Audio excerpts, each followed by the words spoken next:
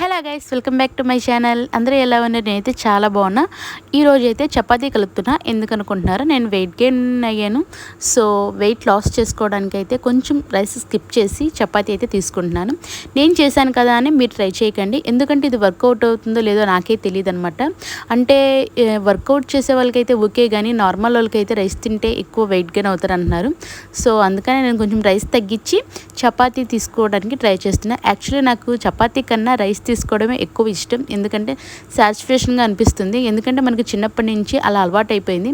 But ఇప్పుడు సడన్గా కొంచెం రైస్ తగ్గించేసి రైస్ లేకుండా చపాతీస్ తినాలంటే కష్టం కదా, నాకైతే చాలా కష్టంగా ఉంటుంది. బట్ ట్రై చేస్తున్నా, అందుకని పూర్తిగా వదలకుండా ఒక చపాతీ అండ్ కొంచెం రైస్, కొంచెం కర్రీ అండ్ ఏమైనా క్యారెట్స్ అవి ఉంటే అవి కూడా పెట్టుకొని తింటున్నాను అనమాట. కొంచెం ఫుల్ అయినట్టు ఉంటుంది, మన రైస్ పూర్తిగా వదలనట్టు ఉంటుంది. సో ఇది కరెక్టా కాదో మీకు ఎవరైనా తెలిస్తే కామెంట్ సెక్షన్లో కామెంట్ చేయండి, డెఫినెట్గా ట్రై చేస్తాను. ఉంటాను మరి, బాయ్ బాయ్.